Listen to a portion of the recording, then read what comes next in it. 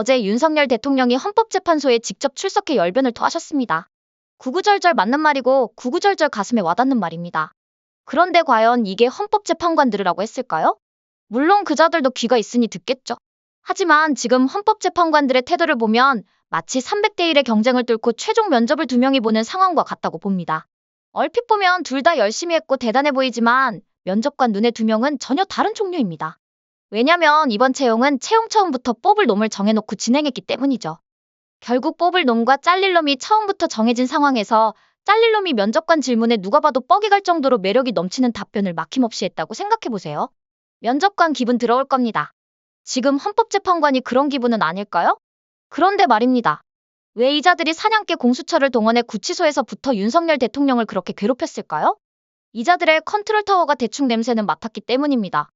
윤석열 대통령이 헌재에 출석한 건 자유우파 지지층과 트럼프 대통령에 대한 호소라는 걸 말입니다. 그래서 어떻게든 정신을 혼미하게 만들어 재판 과정에서 윤석열 대통령을 어리버리하게 만들려고 말이죠. 그런데 이건 아마추어적 발상이었단 게 헌재 재판 과정에서 밝혀졌습니다.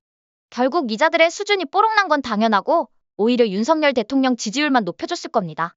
왜냐면 우리나라 사람은 말이죠. 당하는 사람에게 정이 가는 그런 정서거든요.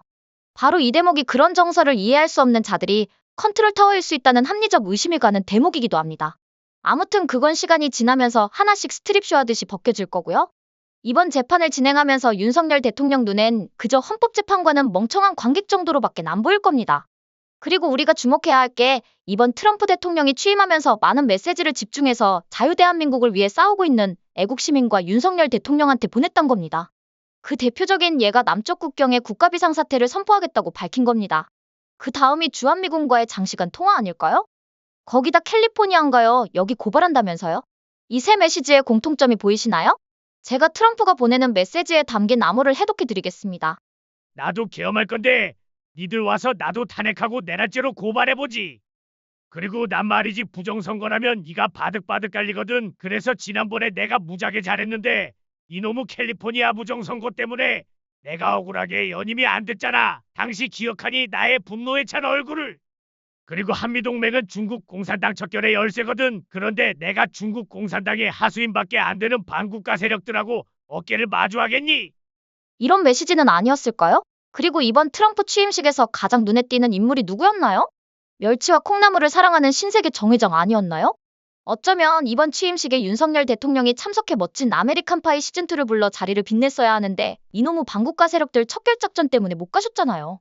그래서 자유보수의 아이콘 정회장이 대타로 뛴 건 아닐까 합니다. 그리고 이건 제 뇌피셜인데 이번 작전에서 메신저 역할을 아마 정회장이 하지 않았을까 하는데 이 부분은 말하기 조심스럽네요. 아무튼 반국가 세력 박멸작전 2단계에서 펼쳐질 스펙타클한 일들을 즐감하시길 바랍니다. 어떠세요? 시청자 여러분도 저와 생각이 같으신가요? 그럼 좋아요하고 구독 한번 꼭 부탁드릴게요. 시청해주셔서 고맙습니다. 전 리포터 헬이었습니다.